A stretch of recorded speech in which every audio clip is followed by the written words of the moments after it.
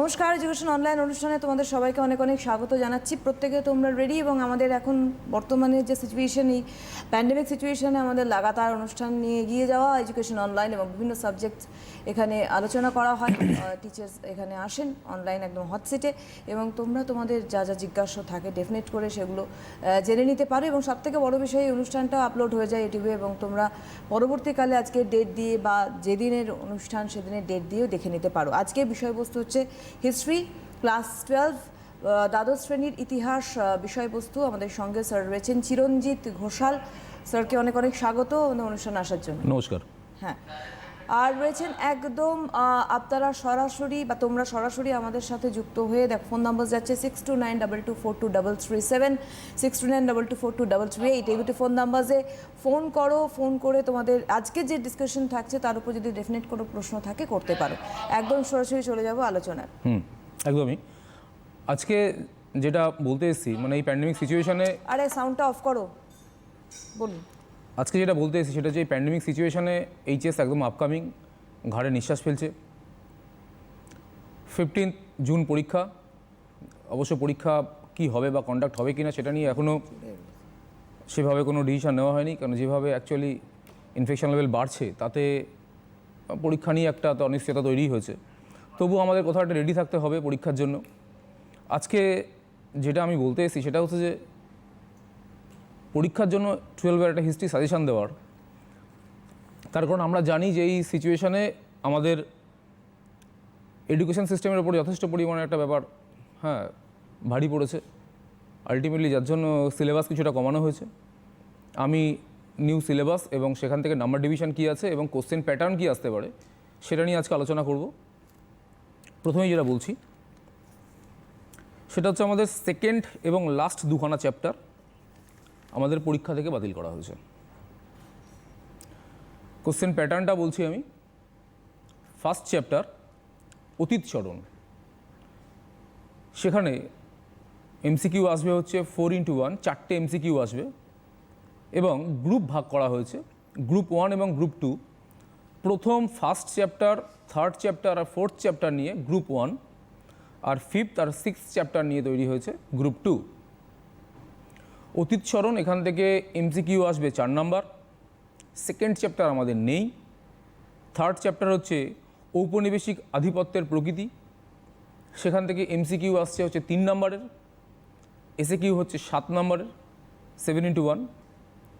Fourth chapter সাম্রাজ্যবাদের বিরুদ্ধে প্রতিক্রিয়া, সেখানে এমসিকিউ হচ্ছে 7টা, এসএকিউ হচ্ছে 6টা।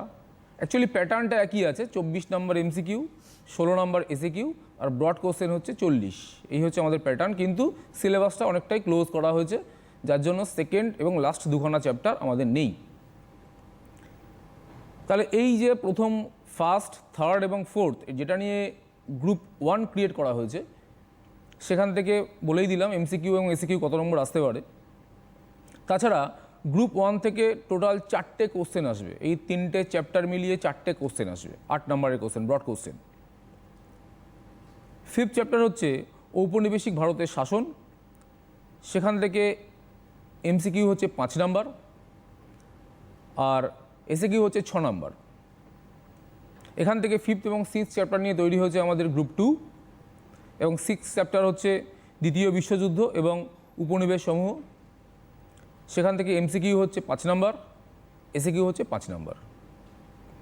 টোটাল এমসিকিউ 24, এসএকিউ 16 এবং গ্রুপ 2 থেকে 4টে কোশ্চেন আসবে এই দুখানা চ্যাপ্টার মিলিয়ে, টোটাল 40। প্রথম গ্রুপ 1 থেকে আসবে হচ্ছে আমাদের 4টে কোশ্চেন, তার মধ্যে 3খানা লিখতে হবে।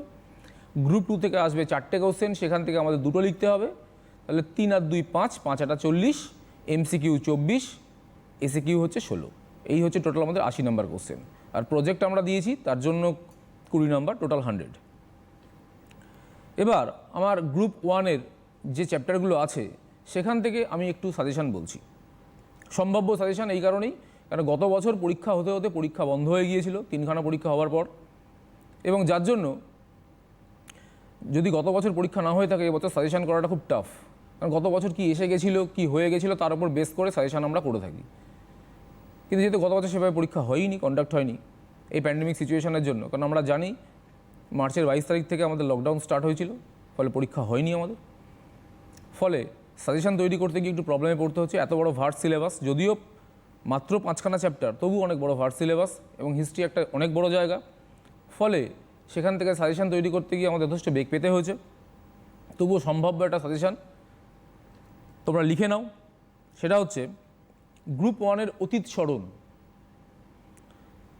1 নম্বর সাজেশন গ্রুপ 1 থেকে এবং ফার্স্ট চ্যাপ্টার থেকে। কিংবদন্তি সংজ্ঞা দাও এবং এর বৈশিষ্ট্য লেখো।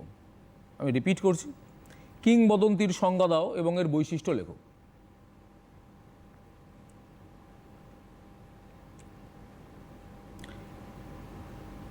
সেকেন্ড কোশ্চেন, জাদুঘরের সংজ্ঞা দাও এবং এর কার্যাবলী আলোচনা করো। আবার বলছি, জাদুঘরের সংজ্ঞা দাও এবং এর কার্যাবলী আলোচনা করো।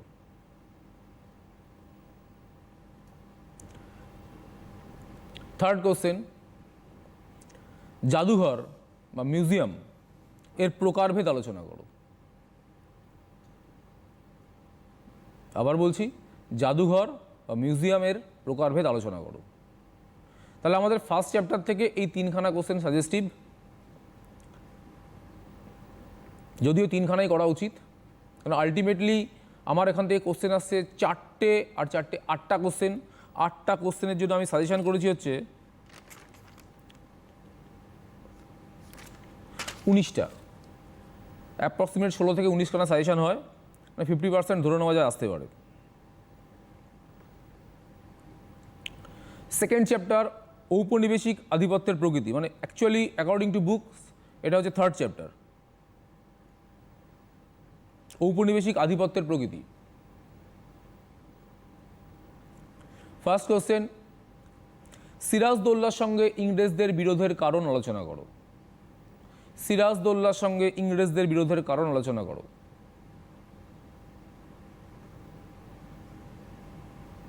আমি আরেকবার বলছি, সিরাজদৌল্লার সঙ্গে ইংরেজদের বিরোধের কারণ আলোচনা করো। কোশ্চেনটা একটু ঘুরিয়ে আসতে পারে, পলাশির যুদ্ধের কারণ আলোচনা করো।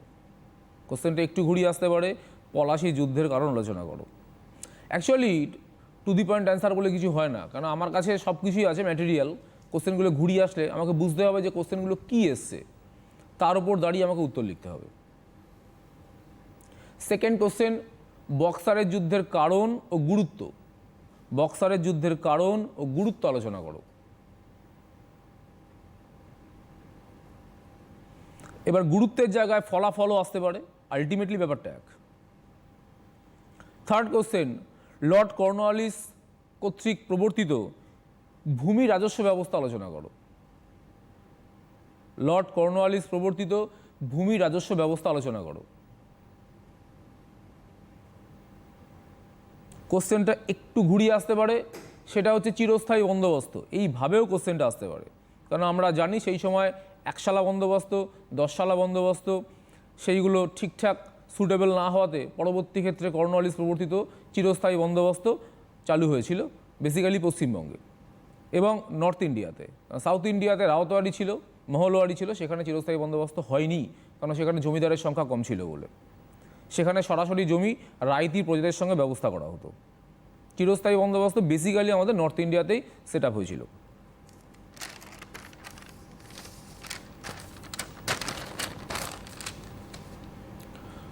ফোর্থ কোশ্চেন এই চ্যাপ্টারের, ভারতে রেলপথ স্থাপনের উদ্দেশ্য ও ফলাফল আলোচনা করো। ভারতে রেলপথ স্থাপনের উদ্দেশ্য ও ফলাফল আলোচনা করো। অনেক বড় চ্যাপ্টার, অনেকগুলো কোশ্চেন আছে, যার জন্য সাজেশন তৈরি করতে গেলে যথেষ্ট প্রবলেমে পড়তে হচ্ছে। এবং আবার যেটা বলছি যে গত বছর সেভাবে পরীক্ষা কন্ডাক্ট হয়নি, যার জন্য তবুও 4টের মধ্যে একটা পসিবলি আসবে। আরেকবার বলছি, ভারতে রেলপথ স্থাপনের উদ্দেশ্য ও ফলাফল আলোচনা করো। ফোর্থ চ্যাপ্টার গ্রুপ 1-এর according to book, fourth chapter সাম্রাজ্যবাদের বিরুদ্ধে প্রতিক্রিয়া। আবার বলছি, সাম্রাজ্যবাদের বিরুদ্ধে প্রতিক্রিয়া। সেখান থেকে 4খানা কোশ্চেন সাজেস্টিভ মনে হয়েছে আমার। ফার্স্ট কোশ্চেন, ঔপনিবেশিক শাসনকালে ভারতে মধ্যবিত্ত শ্রেণীর উদ্ভবের কারণ আলোচনা করো। আবার বলছি, ঔপনিবেশিক শাসনকালে ভারতে মধ্যবিত্ত শ্রেণীর উদ্ভবের কারণ আলোচনা করো। একটা মিডল ক্লাস উঠে এসেছিল সেই সময়, হায়ার ক্লাস এবং লোয়ার ক্লাসের মাঝখানে। কেন আসলো, কিভাবে আসলো, তার কি সামাজিক প্রেক্ষাপট ছিল, তার ইকোনমিক্যাল প্রেক্ষাপট কী ছিল, সেটা আমাদের এখানে লিখতে হবে। সেকেন্ড কোশ্চেন, বাংলায় নবজাগরণের প্রকৃতি ও সীমাবদ্ধতা আলোচনা করো। বাংলায় নবজাগরণের প্রকৃতি ও সীমাবদ্ধতা আলোচনা করো।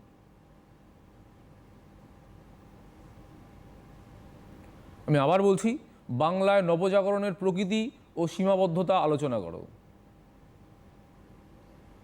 কোশ্চেনটা এইভাবেও আসতে পারে, ডিরোজিও বলেও কোশ্চেনটা আসতে পারে, কারণ আমরা জানি যে নবজাগরণের সঙ্গে যে ব্যক্তি জড়িত ছিলেন basically Henry Louis Vivian Derozio. সুতরাং যদি কোশ্চেনটা ডিরোজিও বলেও আসে তাহলে সেক্ষেত্রে কিন্তু অ্যান্সারটা একই হবে। যেটা বললাম যে আমাদের কাছে ম্যাটেরিয়াল সবই আছে, কিন্তু আমাদের কোশ্চেন ঘুরিয়ে আসতে পারে, কোশ্চেন বুঝতে হবে। এবং এই কোশ্চেন বুঝতে গেলে কিন্তু আলটিমেটলি বইয়ের সঙ্গে আমাদের রিলেট থাকতে হবে। এই প্যান্ডেমিক সিচুয়েশনে যেটা হয়েছে, একজন টিচার হয়ে বলতে একদমই বাধা নেই, সেটা হচ্ছে যে বইয়ের সঙ্গে স্টুডেন্টদের সম্পর্ক বড্ড বেশি কমে গেছে। প্রত্যেকেই ধরে নিয়েছে অনলাইন এক্সাম হবে, বা ম্যাক্সিমাম, প্রত্যেককে বলবো না হয়তো। এবং এডুকেশন সিস্টেম সবার আগে ভেঙে পড়েছে, ফলে প্রত্যেকের মধ্যে ধারণা তৈরি হয়েছে তো ওপেন বুক এক্সাম, বাড়ি বসে অনলাইনে পরীক্ষা দিয়ে দেবো। এখন অবধি কিন্তু সেই সিচুয়েশান নেই, কেন আমাদের বোর্ড বলেছে যে এইচএস হবে আলটিমেটলি। যদি হয় তাহলে সেক্ষেত্রে গিয়ে তো পরীক্ষা হলে পরীক্ষা দিতেই হবে আমাদের। সুতরাং সেক্ষেত্রে তোমাদের রেডি হয়ে যেতে হবে।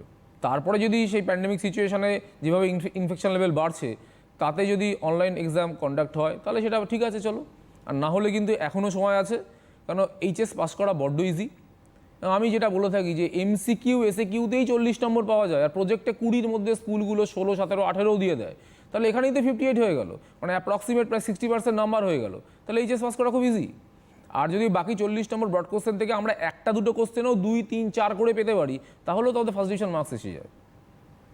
সুতরাং এই জায়গাটা মানে এখনও যদি শুরু করা যায় একটু ভালো করে চেপে, তাহলে কিন্তু একটা ভালো রেজাল্টের আশা করা যেতেই পারে।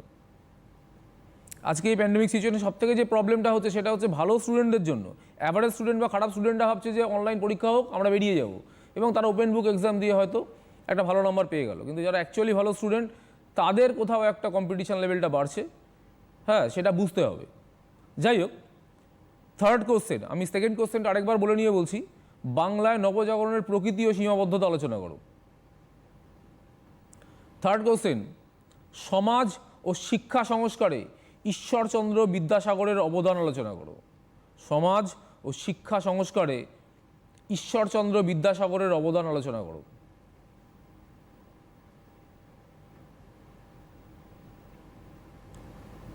ফোর্থ কোশ্চেন, আলিগড় আন্দোলনের প্রসারে স্যার সৈয়দ আহমেদ খানের ভূমিকা আলোচনা করো। আলিগড় আন্দোলনের প্রসারে স্যার সৈয়দ আহমেদের ভূমিকা আলোচনা করো। Important question.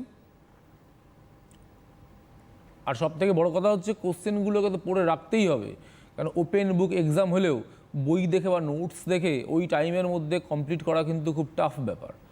আর এসএকিউ এমসিকিউ তো খোঁজা একটা বিরাট বড় ব্যাপার, সুতরাং কিছু তো পড়ে রাখতেই হবে।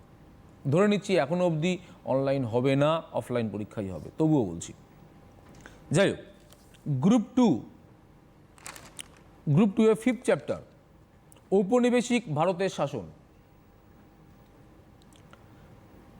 গ্রুপ 2 দুখানা চ্যাপ্টার নিয়ে, 5th আর 6th চ্যাপ্টার নিয়ে ঔপনিবেশিক ভারতের শাসন, তার যা সাজেস্টিভ কোশ্চেন।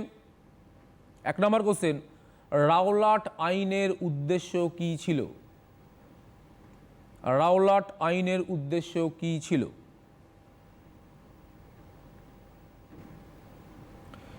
এই কোশ্চেনটারই সেকেন্ড পার্ট, গান্ধীজি কেন এই আইনের বিরোধিতা করেছিলেন? গান্ধীজি কেন এই আইনের বিরোধিতা করেছিলেন? আমি আবার পুরো কোশ্চেনটা বলছি, রাওলাট আইনের উদ্দেশ্য কী ছিল? গান্ধীজি কেন এই আইনের বিরোধিতা করেছিলেন? 4+4, কারণ আমাদের 8 নম্বর কোশ্চেনগুলো ভেঙেও আসতে পারে। সেকেন্ড কোশ্চেন, মন্টেগু চেমসফোর্ড আইনের বৈশিষ্ট্য লেখো।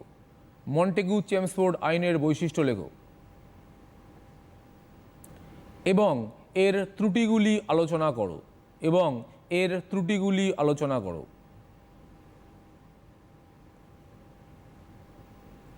আবার বলছি, মন্টেগু চেমসফোর্ড আইনের বৈশিষ্ট্য লেখো এবং এর ত্রুটিগুলি আলোচনা করো। এই চ্যাপ্টারের থার্ড কোশ্চেন, মুসলিম লীগ প্রতিষ্ঠার প্রেক্ষাপট বা পটভূমি আলোচনা করো। মুসলিম লীগ প্রতিষ্ঠার প্রেক্ষাপট বা পটভূমি আলোচনা করো।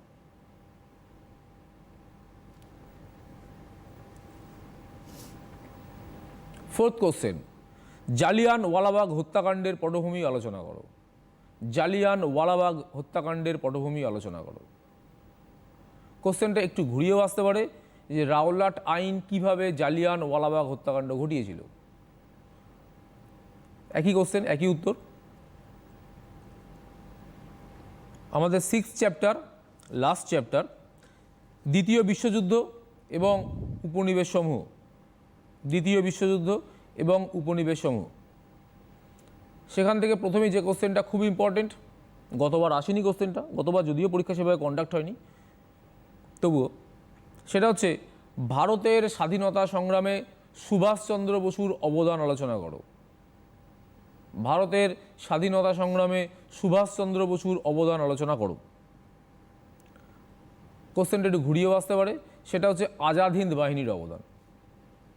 অ্যান্সার একই, আজাদ হিন্দ বাহিনীর অবদান, অ্যান্সার একই। আবার বলছি, ভারতের স্বাধীনতা সংগ্রামে সুভাষচন্দ্র বসুর অবদান আলোচনা করো। Second question. আচ্ছা স্যার, আমি সেকেন্ড বলুন। কোশ্চেনে আসার আগে একজন কেউ আছেন আমাদের সাথে। আচ্ছা আচ্ছা, হ্যালো হ্যালো, হ্যালো, হ্যাঁ কে বলছো? হ্যাঁ আমি রায়পুর থেকে বলছি। কোথা থেকে? রায়পুর থেকে। হ্যাঁ, কি নাম? আমার নাম দিব্যেন্দু জানা। হ্যাঁ, কি কোয়েশ্চেন আছে দিব্যেন্দু? হ্যাঁ বলছি যে ইতিহাসে কোন কোন চ্যাপ্টার পড়বে না আমি সেটা জানতে চাইছি। কোন কোন চ্যাপ্টার কোন কোন চ্যাপ্টার পড়বে না সেটা জানতে চাইছি। পড়বে না? হ্যাঁ, পরীক্ষা পড়বে না। আচ্ছা আচ্ছা ও আচ্ছা আচ্ছা আচ্ছা আচ্ছা আচ্ছা, ঠিক আছে, হ্যাঁ, শুনতে ঠিক আছে, থাকো শোনো। শুনতে থাকো। আমি কি অ্যান্সারটা এখন দেবো? হ্যাঁ দিয়ে। আচ্ছা আচ্ছা, সেটা হচ্ছে সেকেন্ড চ্যাপ্টার পড়বে না, আর লাস্টের দুখানা চ্যাপ্টার পড়বে না। সেকেন্ড আর লাস্টের দুটো চ্যাপ্টার বাদ দিতে বলছেন স্যার। এবং আমি বলে রাখি একটা কথা, দিব্যেন্দু শুধু না, সকলের ক্ষেত্রেই যদি কোনোভাবে মিস করে থাকো এটা পরে কিন্তু দেখে নিতে পারো। যে ডিটেলসে আলোচনা করছেন উনি, জাস্ট কী কী কোয়েশ্চেন্স আসতে পারে এবং তার বেসিসে অপশনস কী থাকতে পারে টোটালটাই বলছেন, তোমরা একটু নোট ডাউন করো। স্যার আবার কন্টিনিউ করবো আমরা আলোচনা। হ্যাঁ অবশ্যই, যেটা বলছিলাম দ্বিতীয় বিশ্বযুদ্ধ এবং তার উপনিবেশ সমূহ, সেখান থেকে সেকেন্ড কোশ্চেন আরেকবার বলছি আমি, ক্রিপস মিশন কেন ভারতে আসেন? না, এই কোশ্চেনটা বলিনি হয়তো, মোস্ট প্রবলি আমি মিস করে গেছি। সেকেন্ড কোশ্চেন, ফার্স্ট কোশ্চেনটা বলেছিলাম সুভাষচন্দ্র বসুর অবদান এবং বা আজাদ হিন্দ বাহিনীর অবদান, ফার্স্ট কোশ্চেনটা বলেছিলাম। সেকেন্ড কোশ্চেনটা হচ্ছে ক্রিপস মিশন কেন ভারতে আসেন?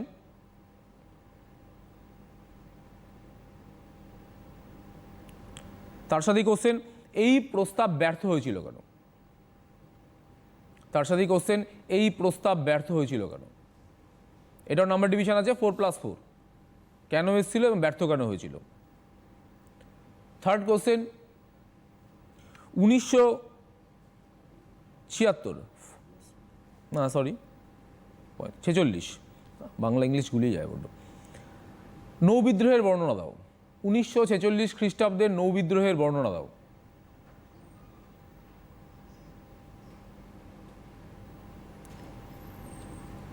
এবং আমাদের সিক্স চ্যাপ্টারের গ্রুপ 2 5 এবং 6 নম্বর চ্যাপ্টার নিয়ে যে গ্রুপ 2 হয়েছিল, তার লাস্ট কোশ্চেন হচ্ছে মাউন্ট ব্যাটেন পরিকল্পনা কি? মাউন্ট ব্যাটেন পরিকল্পনা কি? এই পরিকল্পনার মাধ্যমে কিভাবে ভারত বিভাগ সম্পন্ন হয়েছিল আলোচনা করো। এই পরিকল্পনার মাধ্যমে কিভাবে ভারত বিভাগ সম্পন্ন হয়েছিল আলোচনা করো। তাহলে আমরা 2021-এর এইচএসের হিস্ট্রির একটা সাজেশন মোটামুটি পেয়েছি। এবার আমার যেটা বলার আছে সেটা হচ্ছে, আমি কিছু সাজেস্টিভ এমসিকিউ এবং এসএকিউ তোমাদের বলবো পরীক্ষার জন্য, তোমরা সেটা লিখে নাও।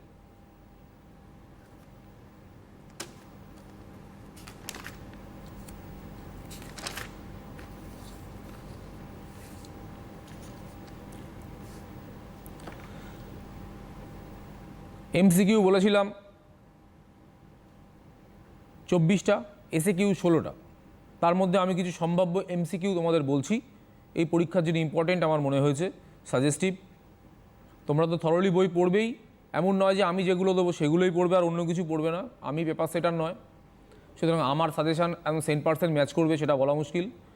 ব্রড কোশ্চেন ম্যাচ করে, 80% থেকে 90% ম্যাচ করে। Short question huge short question হয়, মানে এই 5খানা চ্যাপ্টার মিলিয়ে প্রায় 500খানা এমসিকিউ এসিকিউ তৈরি হয়। সুতরাং এই 500খানার মধ্যে সেই খড়ের গাদায় সুচ খোঁজার মতো অবস্থা, আমি 10টা লিখিয়ে দিলাম এবং 10টাই আসলো, সেটা পসিবল নয়। তবুও সম্ভাব্য একটা এমসিকিউ এবং এসিকিউ আমি তোমাদের বলছি, লিখে নাও, সাজেস্টিভ, সেগুলো ভালো করে পড়ে যাবে। First question MCQ, Manikuntala Sen রচিত স্মৃতিকথার নাম কি? বা নাম বলে হাইফেন, মণিকুন্তলা সেন রচিত স্মৃতিকথার নাম।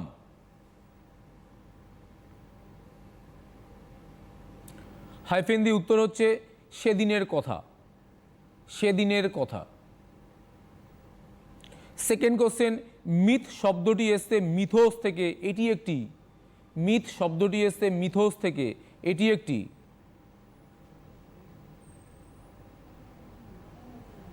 হাইফেন গ্রিক শব্দ। থার্ড কোশ্চেন, এশিয়ার কোন দেশ বিদেশি বণিকদের বিরুদ্ধে প্রথম পদক্ষেপ গ্রহণ করেছিল? এশিয়ার কোন দেশ বিদেশি বণিকদের বিরুদ্ধে প্রথম পদক্ষেপ গ্রহণ করেছিল? আমরা জানি ক্যান্টন বাণিজ্য পড়েছি আমরা, উত্তরটা হচ্ছে চীন। থার্ড কোশ্চেন, বন্দিবাসের যুদ্ধ হয়েছিল, বন্দিবাসের যুদ্ধ হয়েছিল। হাইফেন 1760 সালে, বন্দিবাসের যুদ্ধ হয়েছিল, হাইফেন 1760 সালে। আমি অপশানগুলো বলছি না, তোমরা এমসিকিউগুলোকেও এসএকিউর মতো করে পড়ে যাবে, যাতে আলটিমেটলি যদি এসএকিউতেও আসে, কারণ আলাদা করে কোনো প্যাটার্ন নেই, এমসিকিউতে অপশান দেওয়া থাকে, এসএকিউতে অপশান দেওয়া থাকে না। যদি তোমরা এইভাবে পড়ে যাও, যদি কোশ্চেনটা এমসিকিউতে না আসে এসএকিউতেও আসে, তোমরা লিখে আসতে পারবে। ওই জন্য অপশানসগুলো আর বলছি না, তাছাড়া এখানে সময় বড্ড কম, সুতরাং এত ডিটেলে বলা যাবে না, সুতরাং আমি শুধু উত্তরগুলো বলে চলে যাচ্ছি। 5 নম্বর কোশ্চেন, বোর্ড অফ রেভিনিউ গঠন করেন, বোর্ড অফ রেভিনিউ গঠন করেন। হাইফেন দিয়ে উত্তর হচ্ছে ওয়ারেন হেস্টিংস, ওয়ারেন হেস্টিংস। 6 নম্বর কোশ্চেন, ভারতের কোন রাজ্যে প্রথম ইংরেজরা রাজনৈতিক আধিপত্য প্রতিষ্ঠা করে? ভারতে কোন রাজ্যে প্রথম ইংরেজরা রাজনৈতিক আধিপত্য প্রতিষ্ঠা করে? উত্তর বাংলা। আমরা জানি পলাশির যুদ্ধে জিতে ওরা এখানে দেওয়ানি লাভ করেছিল, তারপরে বক্সারের যুদ্ধ, পুরোটাই আমরা জানি। আচ্ছা, 7 নম্বর কোশ্চেন, শুদ্ধি আন্দোলন শুরু করেন, শুদ্ধি আন্দোলন শুরু করেন। উত্তর হচ্ছে স্বামী দয়ানন্দ সরস্বতী। 8 নম্বর কোশ্চেন, মোহামেডান অ্যাংলো ওরিয়েন্টাল কলেজের প্রথম অধ্যক্ষ ছিলেন, মোহামেডান অ্যাংলো ওরিয়েন্টাল কলেজের প্রথম অধ্যক্ষ ছিলেন। উত্তর হচ্ছে থিওডোর বেক। আমরা জানি এই থিওডোর বেকের হাত ধরেই পরবর্তী ক্ষেত্রে এই অ্যাংলো ওরিয়েন্টাল কলেজই হয়েছিল হচ্ছে আলিগড় বিশ্ববিদ্যালয়, যেখান থেকে বড় কোশ্চেন দিচ্ছি, আলিগড় আন্দোলন, আলিগড় মুভমেন্ট। 9 নম্বর কোশ্চেন, প্রথম বাংলা সংবাদপত্র হলো, প্রথম বাংলা সংবাদপত্র হলো। উত্তর হচ্ছে সমাচার দর্পণ। তারপরে কোশ্চেন, তুহুফাত উল মুহাইদিনের প্রণেতা, তুহুফাত উল মুহাইদিনের প্রণেতা। রাজা রামমোহন রায়। 11 নম্বর কোশ্চেন, ভারতের প্রথম ট্রেড ইউনিয়ন কোনটি? ভারতের প্রথম ট্রেড ইউনিয়ন কোনটি?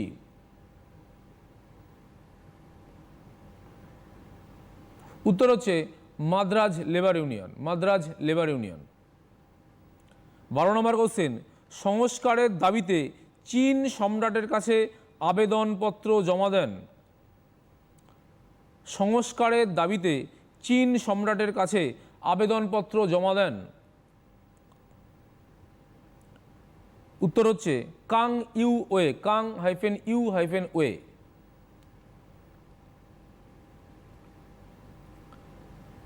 তেরো নম্বর কোশ্চেন, শ্রীরামপুর ত্রয়ী নামে কারা পরিচিত ছিলেন?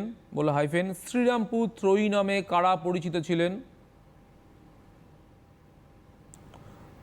হাইফেন দিয়ে উত্তর কেরি, উইলিয়াম কেরি আমরা জানি, বাংলা গদ্য সাহিত্যের বিকাশের সঙ্গে যিনি যুক্ত ছিলেন। মার্সম্যান, ওয়ার্ড, হাইফেন দিয়ে ওয়ার্ড। 14 নম্বর কোশ্চেন, কোন আইনের দ্বারা ভারতে যুক্তরাষ্ট্র গঠনের সিদ্ধান্ত নেওয়া হয়? কোন আইনের দ্বারা ভারতে যুক্তরাষ্ট্র গঠনের সিদ্ধান্ত নেওয়া হয়? উত্তর হচ্ছে 1935 খ্রিস্টাব্দের ভারত শাসন আইন। 1935 খ্রিস্টাব্দের ভারত শাসন আইন। 15 নম্বর কোশ্চেন, ভাইসরয়ের কার্যনির্বাহী পরিষদের প্রথম ভারতীয় সদস্য ছিলেন? ভাইসরয়ের কার্যনির্বাহী পরিষদের প্রথম ভারতীয় সদস্য ছিলেন?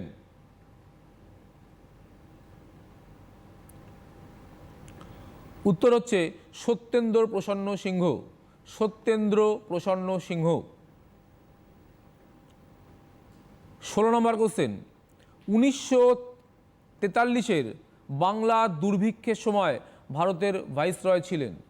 1943-এ বাংলার দুর্ভিক্ষের সময় ভাইসরয় ছিলেন? 50-এর মন্বন্তর জানি আমরা, ওয়াভেল।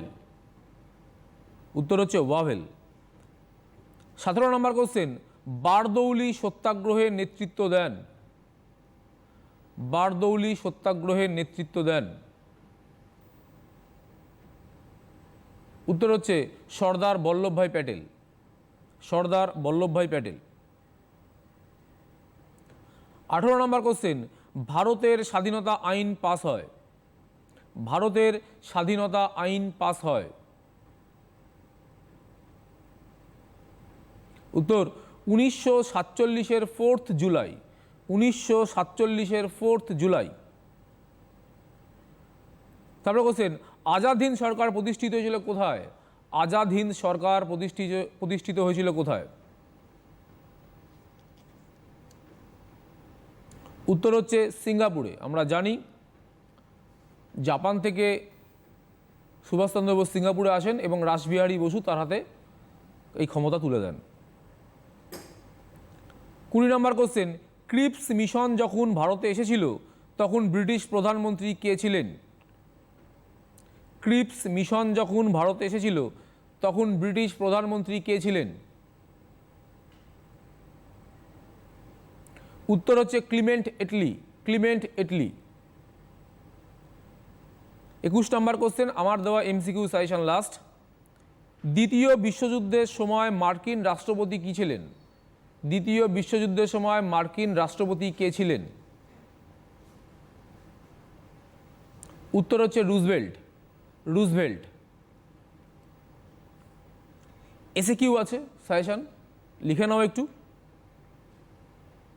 প্রথম কোশ্চেন, 1813 খ্রিস্টাব্দের সনদ আইনের গুরুত্ব কতটা ছিল? 1813 খ্রিস্টাব্দের সনদ আইনের গুরুত্ব কতটা ছিল?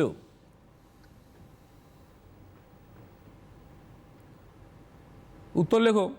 1813 খ্রিস্টাব্দের সনদ আইন অনুসারে, আবার বলছি, 1813 খ্রিস্টাব্দের সনদ আইন অনুসারে ব্রিটিশ ইস্ট ইন্ডিয়া কোম্পানির একচেটিয়া বাণিজ্যের অধিকার লুপ্ত হয়।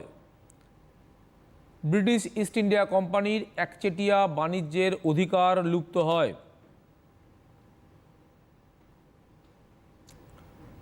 সেকেন্ড কোশ্চেন, আইনের শাসন কি? আইনের শাসন কি? উত্তর লেখো। ব্রিটিশ শাসকেরা ঔপনিবেশিক ভারতে আইনের শাসনের ধারণা প্রবর্তন করেন। ব্রিটিশ শাসকেরা ঔপনিবেশিক ভারতে আইনের শাসনের ধারণা প্রবর্তন করেন। এর অর্থ ছিল যে ব্রিটিশ প্রশাসন আইন মেনে শাসন পরিচালনা করবে। কেন তারা যখন এখানে এসে পৌঁছেছিল তখন ইন্ডিয়া যথেষ্ট নেটিভ কান্ট্রি, সেভাবে শাসন ব্যবস্থা বলে কিছু ছিল না, জমিদার বা সামন্ত প্রথা, এবং বিভিন্ন পকেট বা বিভিন্ন অঞ্চলে বিভিন্ন জমিদাররা তারা শাসন করতেন। ফলে প্রত্যেকটা জমিদারের আন্ডারে প্রত্যেকটা শাসন ব্যবস্থা ছিল আলাদা, প্রত্যেকের নিয়ম ছিল আলাদা। তারা এখানে দেওয়ানি লাভ করার পরে বাংলা, বিহার, উড়িষ্যায় তারা কিন্তু একটা শাসনের বা একটা আইনের আওতায় নিয়ে আসতে চেয়েছিলেন। থার্ড কোশ্চেন, এজেন্সি ব্যবস্থা কাকে বলে? থার্ড কোশ্চেন, এজেন্সি ব্যবস্থা কাকে বলে? উত্তর লেখো।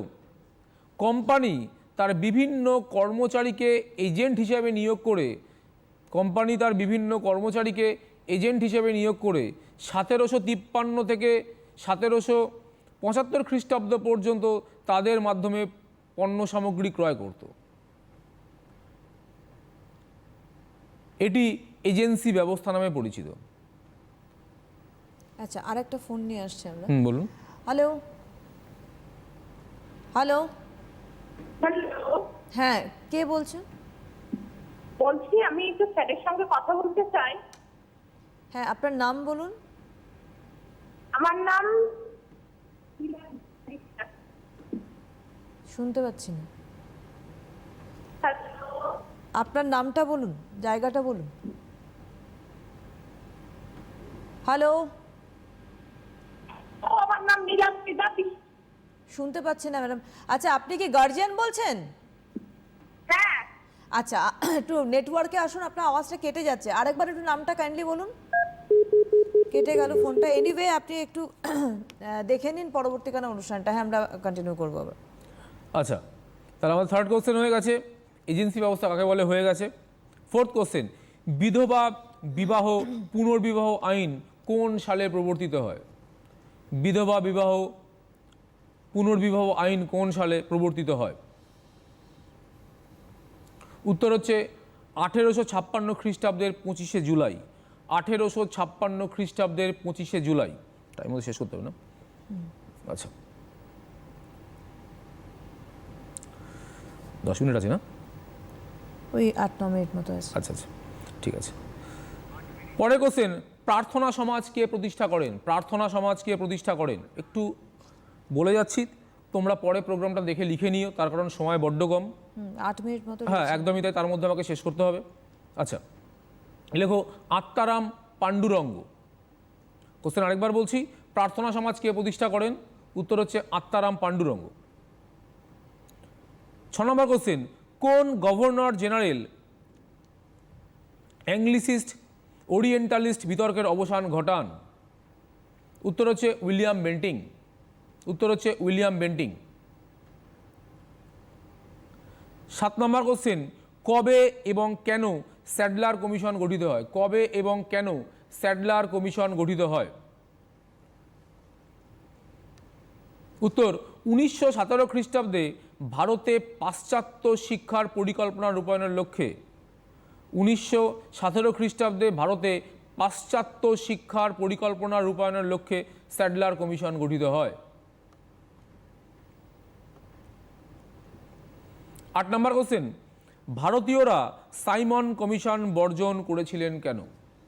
ভারতীয়রা সাইমন কমিশন বর্জন করেছিলেন কেন? উত্তর, সাইমন কমিশনে কোনো ভারতীয় সদস্য না থাকায় এবং ভারতবাসী নিজেদের জন্য কতটা শাসন সংস্কারের প্রয়োজন তা নির্ধারণের সুযোগ থেকে বঞ্চিত হওয়ায় সাইমন কমিশন বর্জন করেছিলেন। আমি আবার বলছি, সাইমন কমিশনে কোনো ভারতীয় সদস্য না থাকায় এবং ভারতবাসী নিজেদের জন্য কতটা শাসন সংস্কারের প্রয়োজন তা নির্ধারণের সুযোগ থেকে বঞ্চিত হওয়ায় ভারতীয়রা সাইমন কমিশন বর্জন করেছিলেন। 9 নম্বর কোশ্চেন, মুসলিম লীগের লাহোর অধিবেশনের গুরুত্ব কি? মুসলিম লীগের লাহোর অধিবেশনের গুরুত্ব কি? উত্তর, এই অধিবেশনেই প্রথম পৃথক পাকিস্তানের দাবি ওঠে। এই অধিবেশনেই প্রথম পৃথক পাকিস্তানের দাবি ওঠে। মুসলিম কমিউনিটিকে নিয়ে আলাদা করে একটা দেশ তৈরির কথা বলা হয়েছিল। 10 নম্বর কোশ্চেন, কে কবে আজাদ হিন্দ ফৌজ গঠন করেন? কে কবে আজাদ হিন্দ ফৌজ গঠন করেন? উত্তর, ক্যাপ্টেন মোহন সিংয়ের প্রচেষ্টায় রাসবিহারী বসু, ক্যাপ্টেন মোহন সিংয়ের প্রচেষ্টায় রাসবিহারী বসু 1942 খ্রিস্টাব্দে আজাদ হিন্দ ফৌজ গঠন করেন। 11 নম্বর কোশ্চেন, সিআর ফর্মুলা কি? সিআর ফর্মুলা কি? জানি সিআর ফর্মুলা চক্রবর্তী রাজা গোপালাচারী ফর্মুলা। লেখো, মুসলিম লীগের পৃথক পাকিস্তানের দাবির পরিপ্রেক্ষিতে, মুসলিম লীগের পৃথক পাকিস্তান দাবির পরিপ্রেক্ষিতে চক্রবর্তী রাজা গোপালাচারী যে প্রস্তাব দেন 1944, ব্র্যাকেটে লিখে নাও, চক্রবর্তী রাজা গোপালাচারী যে প্রস্তাব দেন 1944, তা সিআর ফর্মুলা নামে পরিচিত। 12 নম্বর কোশ্চেন, মন্ত্রী মিশন বা ক্যাবিনেট মিশনের 3 জন সদস্যের নাম লেখো। মন্ত্রী মিশন বা ক্যাবিনেট মিশনের 3 জন সদস্যের নাম লেখো। উত্তর হচ্ছে পেথিক লরেন্স, স্ট্যাফোর্ড ক্রিপস এবং এভি আলেকজান্ডার, A.V. আলেকজান্ডার। আমি আবার বলছি, পেথিক লরেন্স, স্ট্যাফোর্ড ক্রিপস এবং A.V. আলেকজান্ডার। 13 নম্বর কোশ্চেন, ওয়াভেল পরিকল্পনা কি? 13 নম্বর কোশ্চেন, ওয়াভেল পরিকল্পনা কি? উত্তর হচ্ছে বড়লাট ওয়াভেল 1945 খ্রিস্টাব্দে 14ই জুন, বড়লাট ওয়াভেল 1945 খ্রিস্টাব্দে 14ই জুন কংগ্রেস ও মুসলিম লীগের কাছে একটি সূত্র উপস্থাপনা করেন, যেটি ওয়াভেল পরিকল্পনা নামে পরিচিত বা খ্যাত। আচ্ছা, 4 মিনিট মতো টাইম। হ্যাঁ, হ্যাঁ, আমার হয়ে এসছে প্রায়। আচ্ছা, আর 2টো কোশ্চেন আমি দেব। আচ্ছা, 14 নম্বর কোশ্চেন, মাউন্ট ব্যাটেন পরিকল্পনা কি? যেটা বড় কোশ্চেনেও আমি দিয়েছি, মাউন্ট ব্যাটেন পরিকল্পনা, এবং যেটার জন্য ভারত বিভাগ সম্পন্ন হয়েছিল। দেখো, মাউন্ট ব্যাটেনের উপদেষ্টা লর্ড ইসমে, মাউন্ট ব্যাটেনের উপদেষ্টা লর্ড ইসমে ব্রিটিশ পার্লামেন্টে ভারত ভাগের পরিকল্পনা পাঠান, যা ভারতীয় স্বাধীনতা আইন রূপে পাস হয়, এবং এটি মাউন্ট ব্যাটেন পরিকল্পনা নামে পরিচিত, এবং এটি মাউন্ট ব্যাটেন পরিকল্পনা নামে পরিচিত। আমি আরেকবার বলছি, মাউন্ট ব্যাটেনের উপদেষ্টা লর্ড ইসমে ব্রিটিশ পার্লামেন্টে ভারত বিভাগের পরিকল্পনা পাঠান, যা ভারতীয় স্বাধীনতা আইন রূপে পাস হয়, এবং এটি মাউন্ট ব্যাটেন পরিকল্পনা নামে পরিচিত। লাস্ট সাজেস্টিভ কোশ্চেন, এশিয়াবাসীদের জন্য এই স্লোগান কোন দেশের? এশিয়াবাসীদের জন্য এই স্লোগান কোন দেশের? উত্তর হচ্ছে জাপান। আচ্ছা, আমার সাজেশন দেওয়া আলটিমেটলি শেষ হলো। আচ্ছা, আমি বলবো যে আমাদের হাতে যতটুকু সময় রয়েছে সেক্ষেত্রে যা যা সাজেশন স্যার দিয়েছেন তোমরা, এবং অনেকটা উনি কিন্তু সময় ধরে বলেছেন যাতে তোমাদের বুঝতেও সুবিধা হয়, তোমরা লিখতেও পারো। আশা করি তোমরা লিখেওছো, যদিও তোমরা মিস করে থাকো তাহলে এই আজকের দিনের অনুষ্ঠানটা ইউটিউবে আপলোড হবে। তোমরা এডুকেশন অনলাইন আজকের ডেট বলে সার্চ করে তোমরা এই অনুষ্ঠানটাকে আবার নতুন করে দেখতে পাবে। এবং তোমাদের প্রশ্ন একজন করেছিলেন, সম্ভবত একজন গার্জিয়ান ফোন করেছিলেন, কোনোভাবেই ওটা ডিসকানেক্ট হয়ে গেছে। আপনারা কিন্তু প্রত্যেকেই বলছি, গার্জিয়ান, স্টুডেন্টস প্রত্যেকের ক্ষেত্রেই বলছি যে যা প্রশ্ন দেওয়া রয়েছে, সম্ভাব্য প্রশ্নাবলী যা থাকতে পারে, সম্ভাব্য প্রশ্নাবলী সেগুলোই কিন্তু স্যার দিয়েছেন সেই অনুসারে। তবে একটা কথা উনি বলেছেন যে এর মধ্যে থেকেও কিন্তু এমসিকিউজ আসতে পারে। সুতরাং আমার মনে হয় স্যারকে একটা কোয়েশ্চেন করি, সেটা হচ্ছে যে থরো চ্যাপ্টার পড়াটা খুব দরকার সম্ভবত। এমসিকিউ এসিকিউর জন্য কিন্তু থরলি করাটা খুব দরকার, কারণ এমসিকিউ এবং এসিকিউ নিয়ে 5খানা চ্যাপ্টার থেকে প্রায় নিয়ার অ্যাবাউট 300 থেকে 400 কোশ্চেন হতে পারে, তার বেশিও হতে পারে। সুতরাং তার মধ্যে থেকে 20খানা বা এমসিকিউ বা 21টা এমসিকিউ বা 16টা এসিকিউ সাজেশন করা খুব টাফ। মোটামুটি একটা গাইডলাইন মেনে আমরা সাজেশন করে থাকি, সেই হিসাবেই করেছি। তারপরেও কিন্তু থরলি পড়াটা দরকার। ব্রড কোশ্চেন ম্যাচ করে, আমি বললাম যে 80 থেকে 90% ব্রড কোশ্চেন ম্যাচ করে, এবং সাজেশন তৈরি করা হয় বিগত বছরগুলোতে কি কোশ্চেন এসে গেছে তার উপর ডিপেন্ড করে হয়, সেগুলো আর রিপিট করবে না হয়তো, কিন্তু গত বছর সেভাবে পরীক্ষা কন্ডাক্টই হয়নি, ফলে এবছর সাজেশন করা খুব টাফ। তার মধ্যে একটা সাজেশন তৈরি করেছি স্টুডেন্টদের জন্য। তবে আমি বলবো যে আমার দেওয়া এমসিকিউ এসিকিউ অবশ্যই পড়বে, তা বলে এটা নয় যে এটাই পড়বে, বই পড়বে না, বই অবশ্যই থরলি পড়বে, কারণ শুধুমাত্র এমসিকিউ এসিকিউ দিয়েই পাস করে ফেলা যায়, বড় কোশ্চেন পড়তেও হয় না। মানে আমি সেক্ষেত্রে বলছি যে যেহেতু এই প্যান্ডেমিক সিচুয়েশনে প্রত্যেকের সাথে বইয়ের কানেকশনটা বড্ড বেশি কমে গেছে, দেখতে পাচ্ছি অ্যাজ এ টিচার, ফলে এখনও সময় আছে যদি থরলি 7-8 ঘন্টা করে সারাদিনে অন্তত এমসিকিউ এসিকিউগুলো মুখস্থ করে তারা লিখে ফেলে, তাহলে মনে থাকবে, এবং সেক্ষেত্রে কিন্তু এই প্রজেক্ট এমসিকিউ এসিকিউ বড় কোশ্চেন না ধরলেও তারা কিন্তু পাস করে বেরিয়ে যাবে। একদমই তাই। সুতরাং সেই গাইডলাইন্স তোমরা নিতে পারো। আজকে আর হাতে সময় নেই, তোমরা এই অনুষ্ঠানটা আবার দেখে নেবে। আমরা নেক্সট এডুকেশন অনলাইন অনুষ্ঠানে ফিরে আসবো। স্যারকে অনেক ধন্যবাদ জানাবো এবং তোমাদেরও অনেক ধন্যবাদ জানিয়ে সুস্থ থাকো এই বলে বিদায় নিচ্ছি অনুষ্ঠান থেকে। নমস্কার। নমস্কার।